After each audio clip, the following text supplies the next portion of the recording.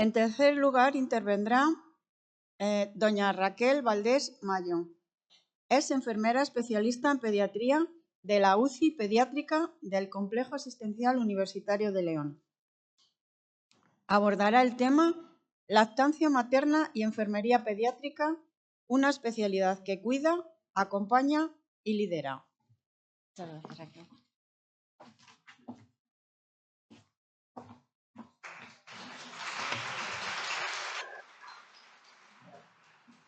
Hola, buenos días. Bueno, efectivamente, yo soy enfermera especialista en pediatría, llevo muchos años trabajando sobre todo en UCIs neonatales y bueno, ahora más recientemente en atención primaria, pero más o menos os voy a contar cómo ve la lactancia o cómo se vive la lactancia desde mi especialidad, ¿vale?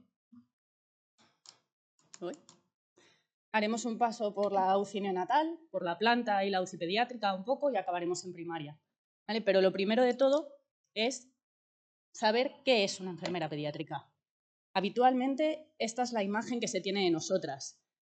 Parece que los niños, salvo catarros o cosas así más leves, pues no se ponen malos. Y ahí, bueno, pues ya depende un poco del servicio por el que preguntes.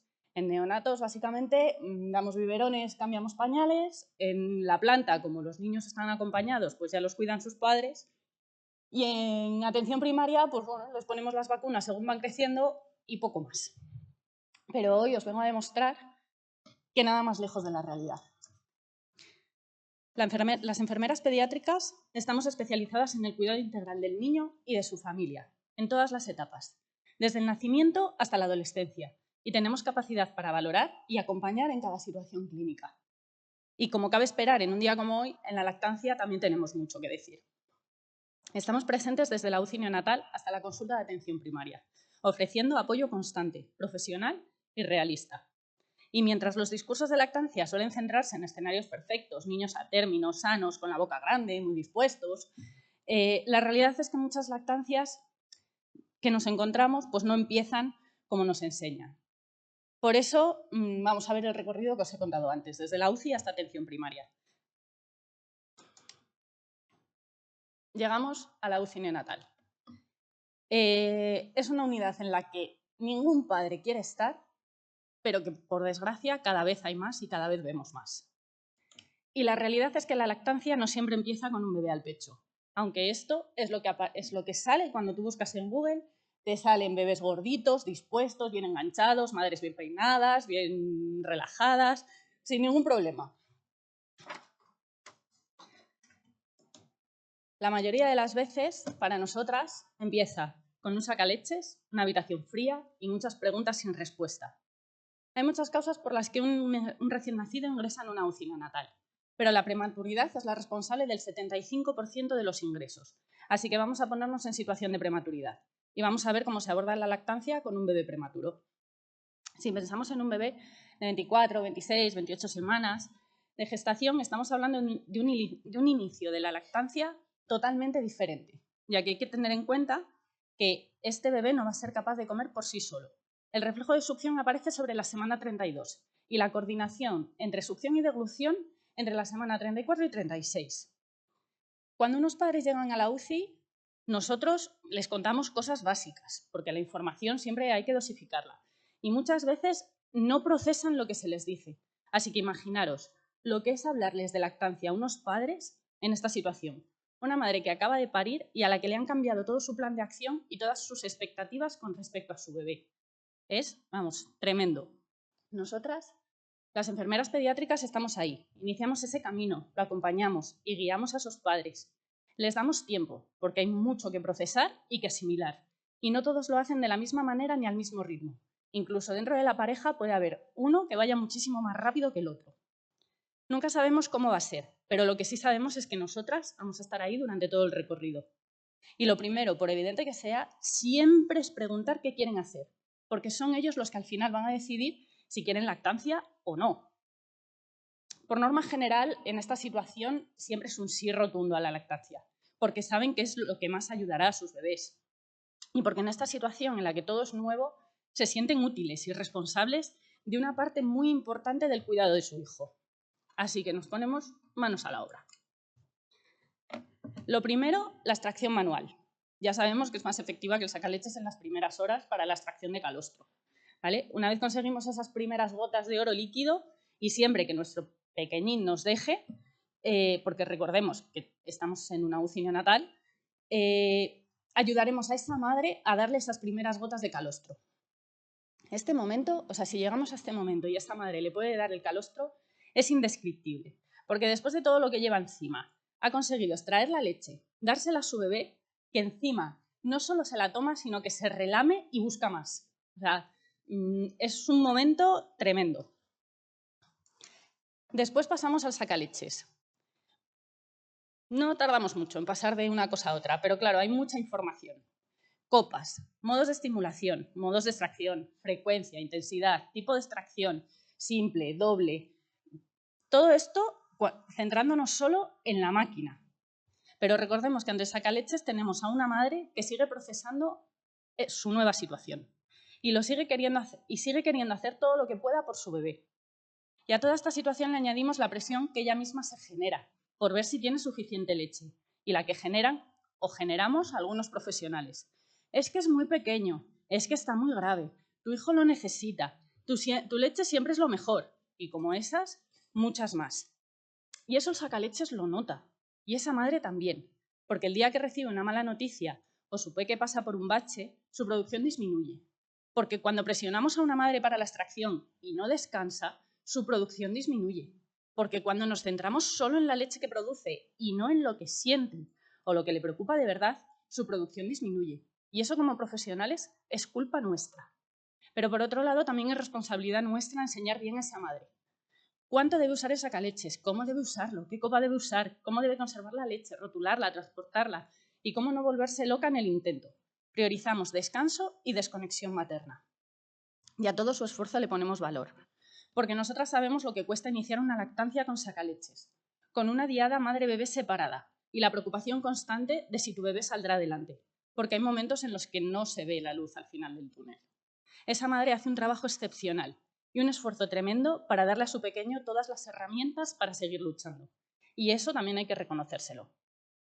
Además, como en cualquier otra lactancia, pues valoramos todos los inconvenientes que nos puedan surgir durante el inicio, como ingurgitación, mastitis, grietas, reconducimos si es necesario.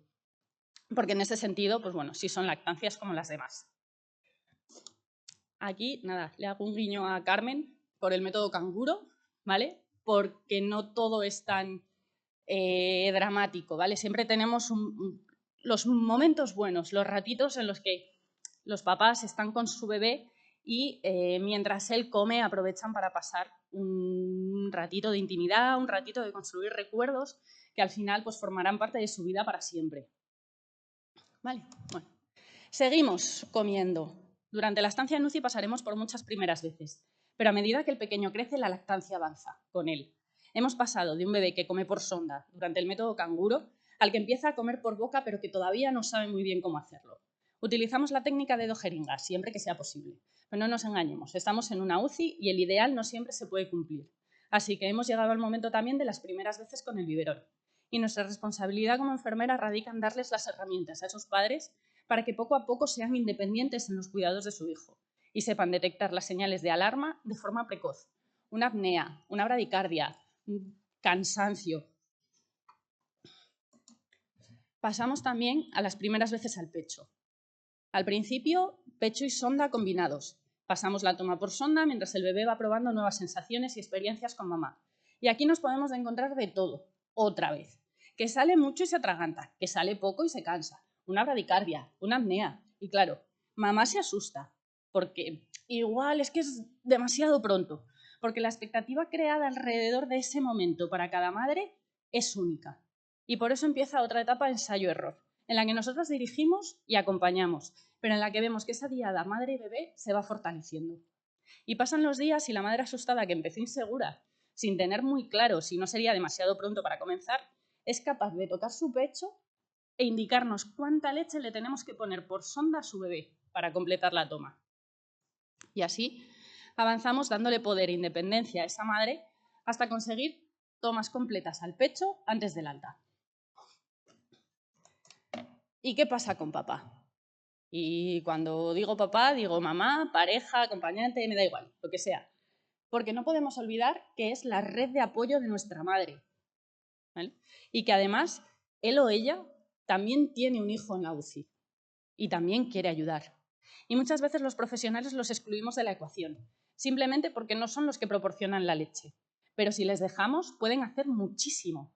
Un vaso de agua durante la extracción, una alarma de madrugada que acompaña y ayuda a recoger o rotular lo que se ha extraído, lavar y preparar los biberones o accesorios de sacaleches, una parada en el hospital antes del trabajo para traer la toma que se ha extraído mamá a última hora, proporcionar un ratito de descanso a mamá al liberarla de todas estas tareas sobreañadidas, ¿vale? Y así unas cuantas cosas más, que al final, pues bueno, cada dinámica familiar tendrá que aprender y adaptar a sus rutinas. En casos de prematuridad no hablamos de un ingreso de unos pocos días. Papá, mamá puede hacer mucho por la mamá que lacta, para ayudarla a descansar y darle ese soporte. Porque como ya hemos visto antes, todo lo que afecta a mamá afecta a su producción. Así que no hay que olvidarlo. Papá es importante también. Vamos a ver las cifras y por qué tenemos que poner en valor nuestro papel dentro de la lactancia, ¿vale? En España, según los datos del 2024, nacieron unos 322.000 bebés, más o menos. El 7% de esos nacimientos fueron prematuros. Y el 1% de todos ellos, que son unos 3.200, son grandes prematuros, es decir, por debajo de las 32 semanas de gestación. La principal causa de ingreso en una UCI, como os he dicho antes, es la prematuridad. Y la estancia media de un gran prematuro está entre 70 y 90 días en la UCI, lo que evidencia que el acompañamiento como enfermeras pediátricas es de meses. Por tanto, por eso es tan importante nuestra formación y nuestra especialización. Y no solo en los cuidados directos del bebé, que ya son bastante complejos por sí solos, sino también en la lactancia y en el acompañamiento de esa familia. Si lo extrapolamos todo a Castilla y León, tenemos que más o menos unos 130 niños al año estarán una media de entre 70 y 90 días en la UCI. Pero también tenemos otros 920 que no son grandes prematuros, pero que pasarán por la UCI también. Por lo tanto, empezarán todos con una lactancia diferente. Pero al final siempre se cierra esta etapa y se van a casa. Las enfermeras que vivimos este proceso sabemos que entre incubadoras y monitores también se empieza una lactancia y lo importante que es visibilizar lo que allí se hace. Vamos a pasar a la planta y a la UCI pediátrica. Yo reconozco que personalmente dentro de estos dos servicios tengo menos experiencia, pero la suficiente como para haber oído las perlas sobre lactancia que se oyen en la planta, ¿vale? Primero vamos a ver las principales causas de ingreso en lactantes. La bronquiolitis causa entre un 60 y un 70% de los ingresos y la mayoría, entre un 10 y un 15%, las gastroenteritis agudas. Y bien, por dejadez, por desactualización, por personal flotante, ambas patologías reciben recomendaciones hacia el abandono de la lactancia de manera constante. ¿Cómo le vas a dar leche con la gastroenteritis? No, mejor suero. Dale biberón, que con los mocos que tiene se va a cansar muchísimo menos. Y lo peor de todo es que los profesionales que dan estos consejos lo hacen con tal rotundidad que las madres que llegan cansadas a la planta, ya no saben qué pensar, no tienen ni idea.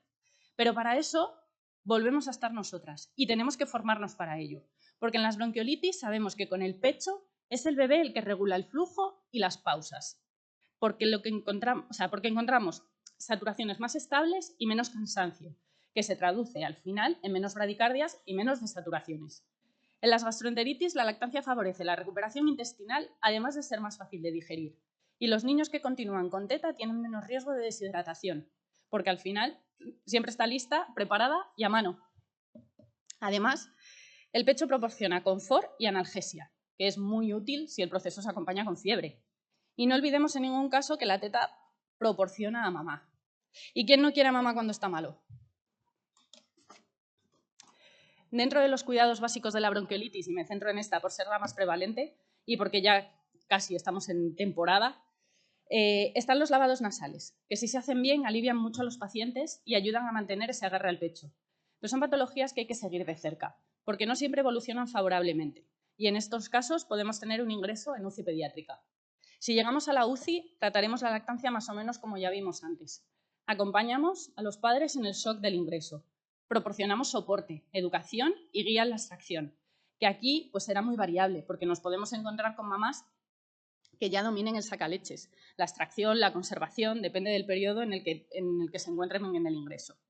Administramos la alimentación por sonda y por último desandamos el camino. Volvemos a hacer sonda a pecho y por último de nuevo al pecho, ¿vale?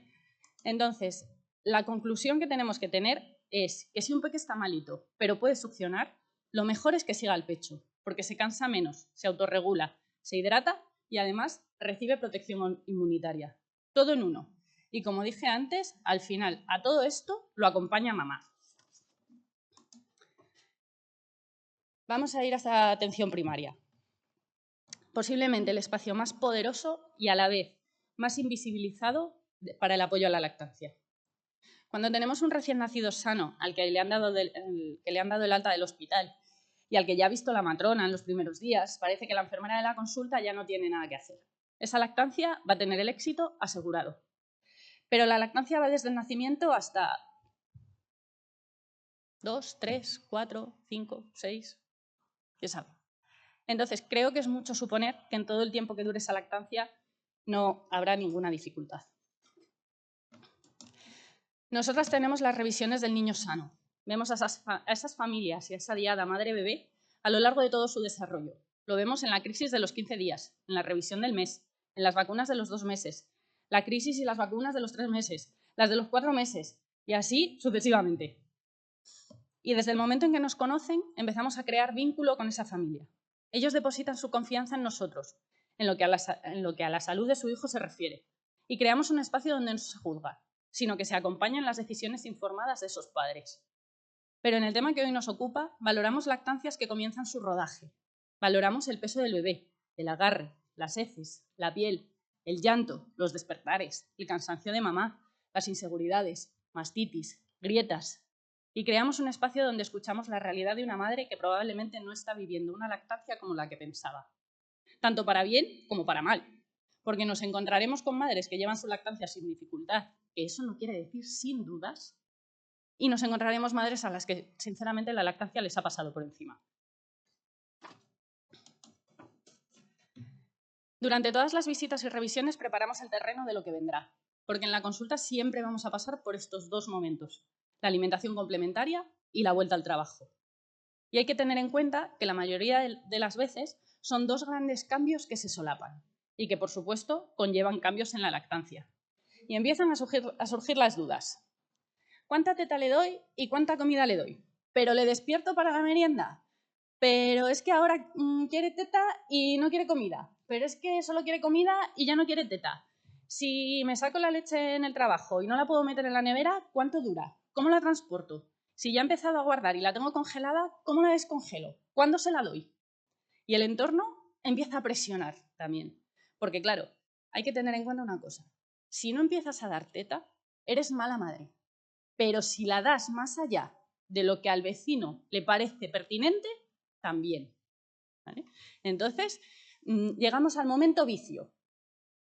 Si ya tiene dientes para comer, ya no puede comer teta. Si ya corre, no le puedes dar teta. Si ya habla y sabe pedirla, es muy mayor para comer teta. Y si la opinión de la vecina le sumas un profesional desactualizado, que a la vuelta del trabajo te dice algo así como: mujer, no te compliques, dale el biberón y ya. O que le puedes añadir los cereales a los 4 meses, que así dormirá mejor. Y las galletas en la papilla de fruta. Y el zumo natural. Es una etapa muy dura. De ahí que las lactancias caigan en picado y lleguen a tan solo un 28-30% a los 6 meses. Cuando no es la recomendación de todas las instituciones sanitarias, que es incluso mantenerla hasta los 2 años. Y aquí preparamos el terreno, nos adelantamos a estas situaciones y vamos abordando estos grandes cambios antes de que lleguen. Aprovechamos cada revisión para ir un paso por delante en los cambios que están por venir. Si mamá se incorpora al trabajo, hablamos de extracción, conservación, transporte durante las horas de trabajo. Pero si quieren hacer un banco de leche y dejarlo preparado, añadiremos normas de congelación y descongelación. Abordaremos la mejor manera de extraer la leche sin que suponga un sobreesfuerzo añadido, difícil o imposible de mantener en el tiempo. Cuando hablemos de alimentación complementaria, lo haremos en la revisión de 4 meses, damos la información y dejamos que repose. Damos tiempo antes de los 6 meses para que pueda pedir otra consulta y resolvamos las dudas que surgen cuando se aproxima la etapa de cambio. Estas son las principales causas documentadas de abandono de la lactancia en menores de 6 meses. Todas ellas totalmente abordables desde la consulta de atención primaria, con una enfermera pediátrica bien formada en lactancia.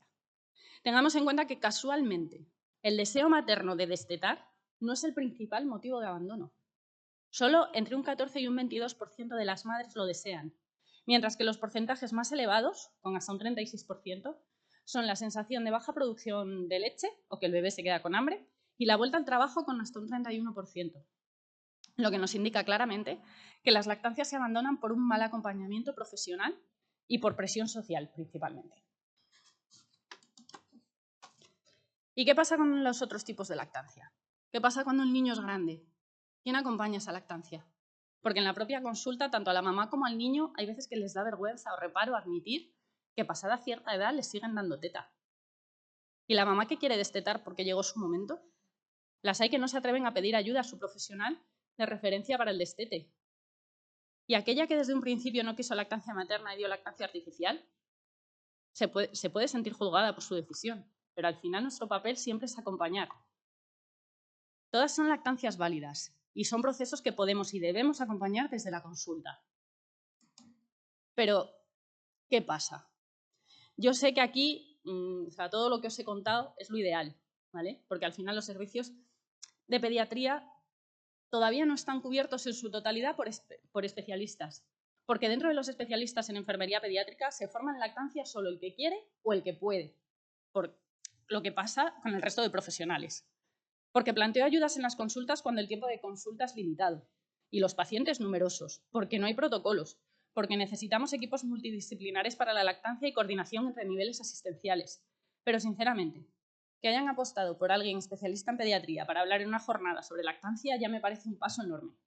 Porque una enfermera pediátrica no es un comodín entre perfiles, es una especialidad con competencias propias, una mirada clínica y humana que aporta valor desde el nacimiento hasta mucho después. Porque una enfermera pediátrica bien formada y posicionada puede marcar la diferencia entre sostener una lactancia o generar culpa y abandono. Y por eso he querido mostrar cómo se ve y cómo se trabaja desde este lado, porque el futuro de la lactancia también se construye desde mi especialidad.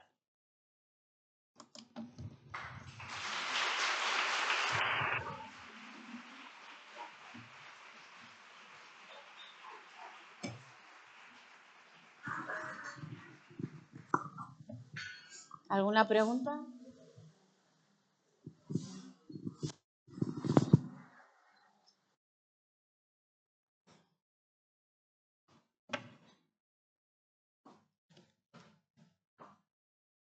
Allí había una pregunta. ¿Sí? Allí, ella.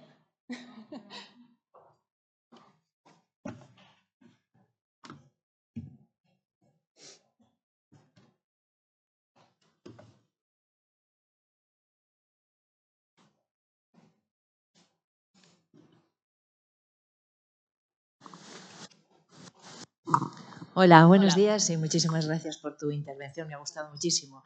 Le comentaba a mi compañera que también somos enfermeras pediátricas en la atención primaria, que no podía ser de otra manera, pero bueno, tenemos también mucha andadura en el hospital y en las unidades neonatales. Creo que lo has descrito con mucha claridad y con mucha proximidad. Yo me siento muy próxima a ti y desde aquí darte las gracias por tu presentación y visibilizar nuestra labor y también pedir a las instituciones que por favor nos reconviertan las plazas de especialistas en atención primaria y podamos desarrollar nuestro trabajo pues con nuestra dedicación y nuestra especialidad, que es lo que queremos. Muchas gracias. Gracias.